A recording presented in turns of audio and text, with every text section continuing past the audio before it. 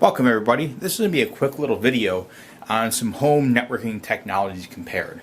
So in this video I'm not going to talk about fiber, anything like that. This is just going to be simply home networking technologies.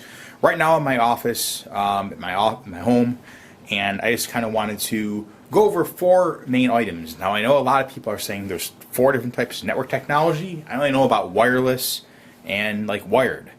So there are different technologies and they all have their pros and cons. I'm going to take a little bit of time to go over them.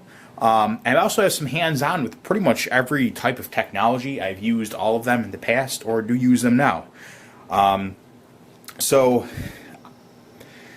let's get started with that. Let me move my little item here. So I have actually three different types of technologies listed right there. But before I get started with these individual items, I want to look at what's called Ethernet connections. Now, Ethernet connections, they were pretty much one of the first types of networking technologies, was Ethernet-based connections. So the pluses of an Ethernet connection, it's going to be high bandwidth, which means that it can send a lot of data at one time. So as you'll see here, they use cables to connect it. They used to have something called token ring, but Ethernet really took off as the primary standard. It won the war between token ring. There's a whole backstory with that. But essentially, you have a patch cable, which uses a what's known as an RJ45 end. So I don't know if it focuses in. So it uses it looks like a telephone cable. So that's a common type of connection. It's high bandwidth. It's low latency. What latency is how long it takes the information to get where it's going, not how much at the same time. Think of it like a bullet, right? Low latency is like a fast bullet. A bullet's still pretty small, but it still travels really fast. Versus a Mack truck heading down the road, it might be slower, but it carries a whole bunch of stuff while it's going down the road. Ethernet is both.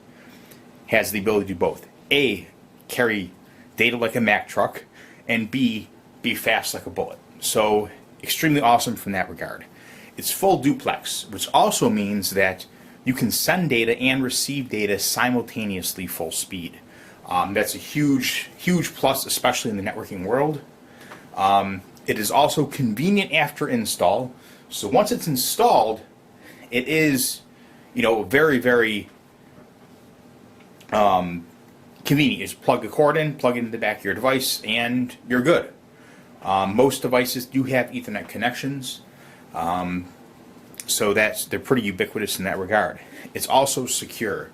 So being a wired connection, to actually hack into that or take over or somehow compromise that connection, you would generally have to have physical access to the cabling to somehow intercept the data that's traveling over the wire. There are some cons to it. The first thing is going to be installation time.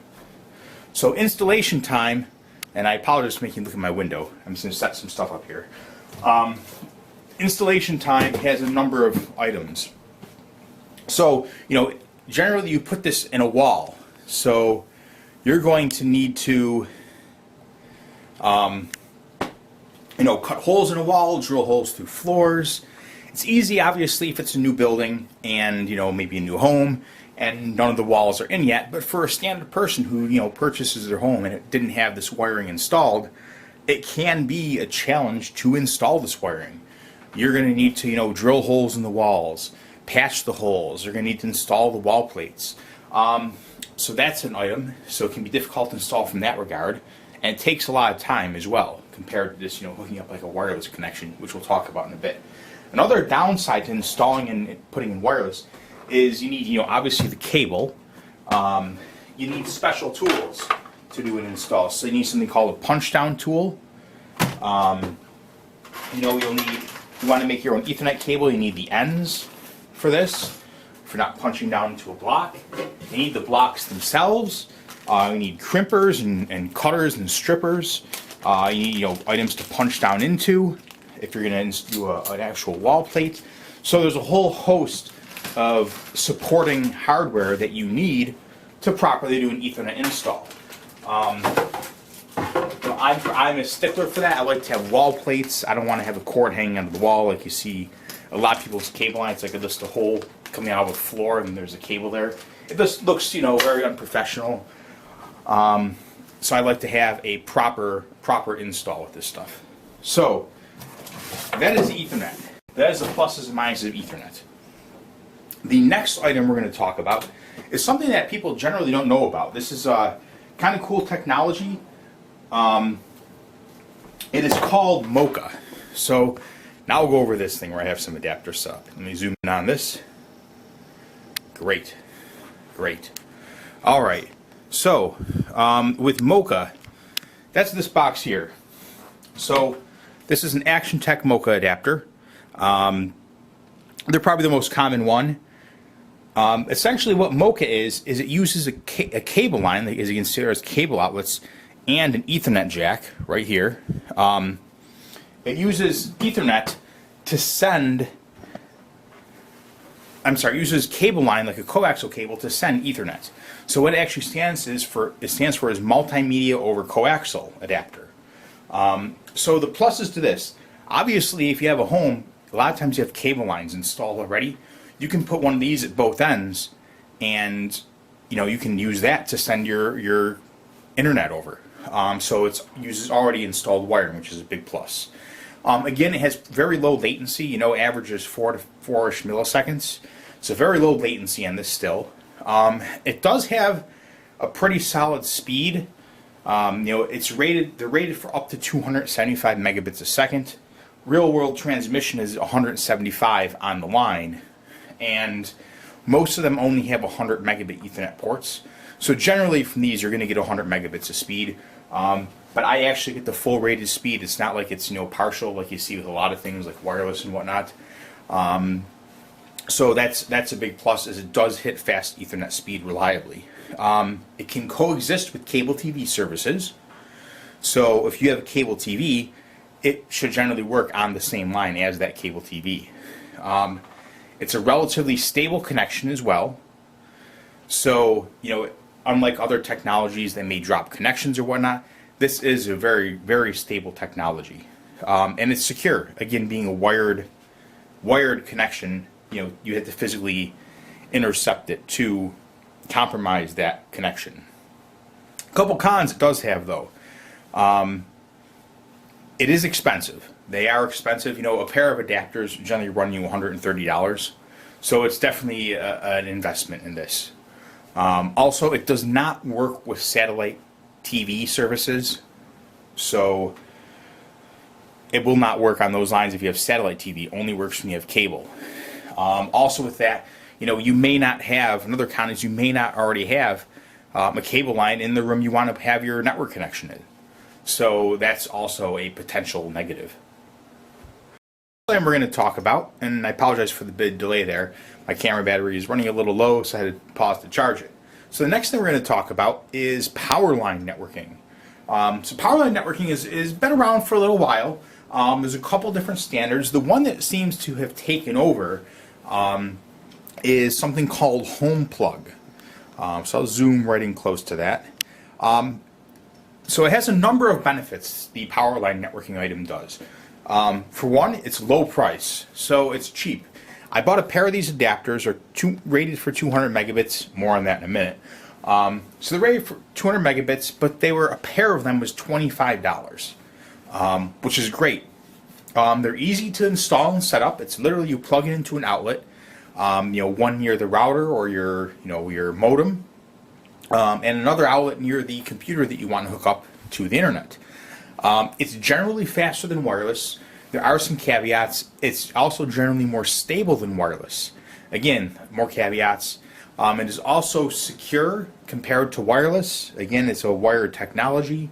But they're generally faster and generally more stable than wireless. One of the cons is it's going to depend on the wiring of your home. So in some cases, it'll be perfectly fine and run great. In other cases, you may have difficulty with it, but when it works and it's working properly, it is definitely more stable and reliable than a wireless technology. It also is unstable and generally slower than MOCA or Ethernet, the two previous technologies we talked about. So that is the item there. This particular model I have, it is a, I don't know if you can read it, oh boy, sorry. It is a, yeah, my macro doesn't really work really well on this. So it's a TP-Link 200 megabit adapters. They come in a number of speeds. 200 megabit, they come in 500 megabit speeds. I've seen 600, and they're also coming out very shortly as of the time of this video, which is in the middle of 2014, with a gigabit connection. Now, the speeds are, again, they depend on the wiring. In my particular home, this 200 megabit adapter averages around 40 megabits a second, which, you know, that's definitely adequate for streaming video and going online and whatnot, and generally faster than the next technology, which everybody's familiar with this pretty much, is wireless. So this is a little wireless adapter, a USB one, but there's all different types of wireless out there. There's ones that are already installed in the computer, like in a laptop that's internal on a little card.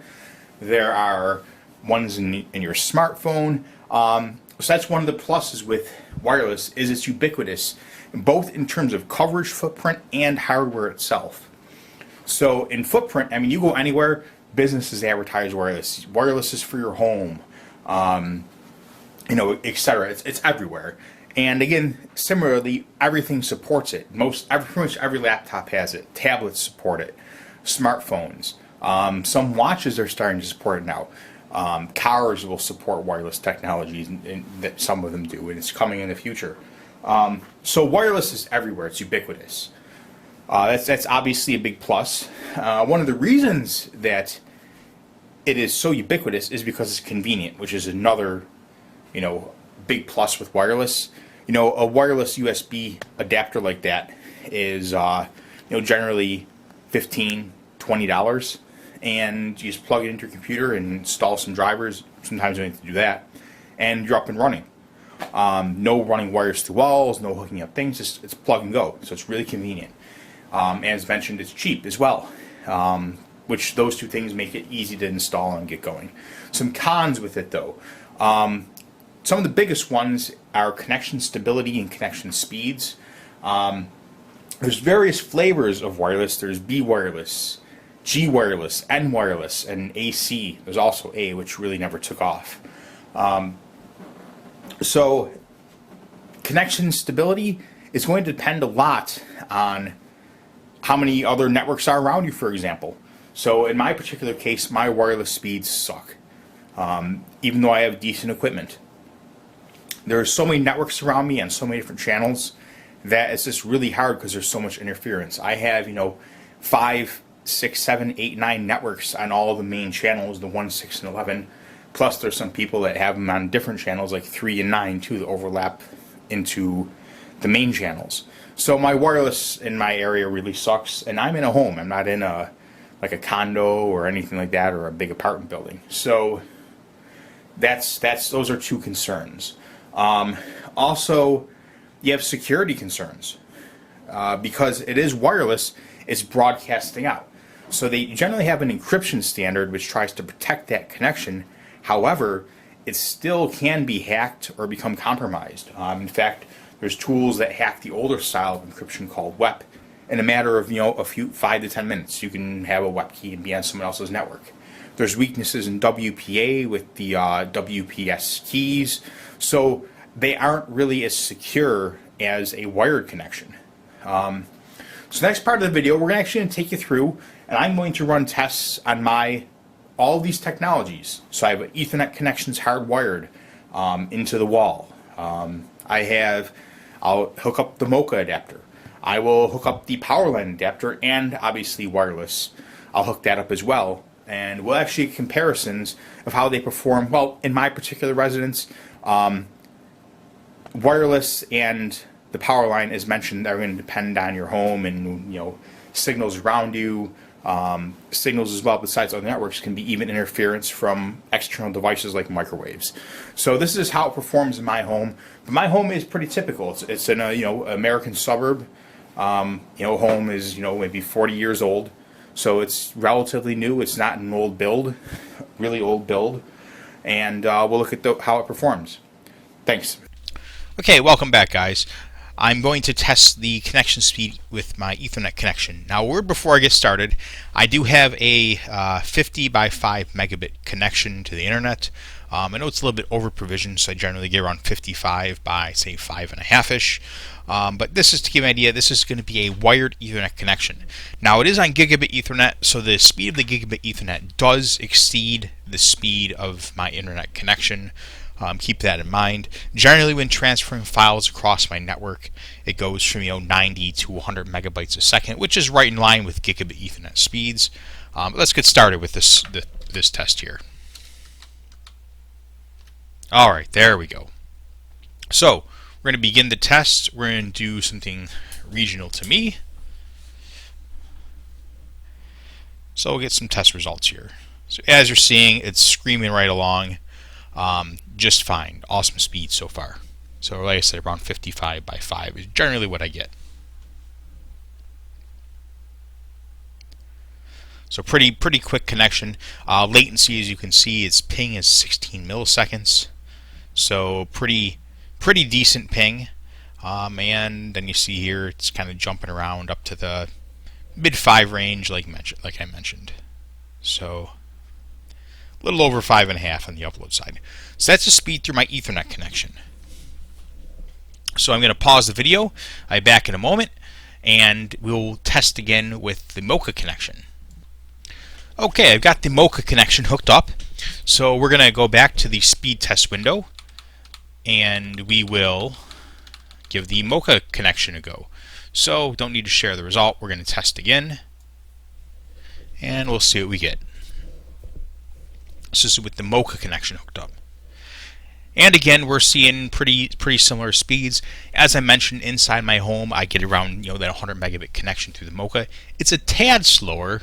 I was getting 55 before. This is around 54. Oh, okay, it's inching up. So pretty close, very close. So, and again, the latency is 16 milliseconds out to that same server. So great connection speed again. Upload looks similar. And keep in mind, these are real-world results. These are not, some type of made-up result. And again, pretty consistent speeds. Low latency, high speed. MOCA is an awesome item to use. A little bit pricey, as mentioned, but an awesome way to connect your computer if you do have a cable outlet near where you want to have your computer set up. So the next item, I'm going to pause it. I'm going to come back, and we're going to do Powerline Ethernet. Alright, so I've got my Powerline adapter hooked up. It looks like it's connected. And I have never used Powerline Networking in this room, so this is going to be kind of interesting to me.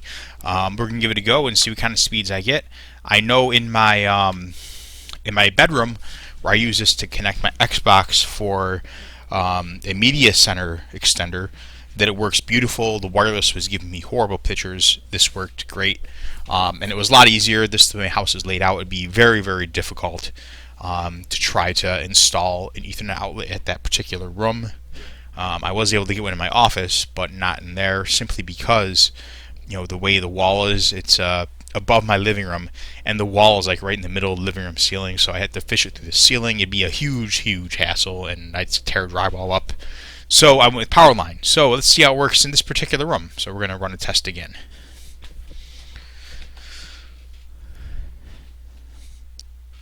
Wow, I am pretty impressed. I did not expect that type of speed. Actually, a little lower latency than the MOCA adapter, 54 megabits.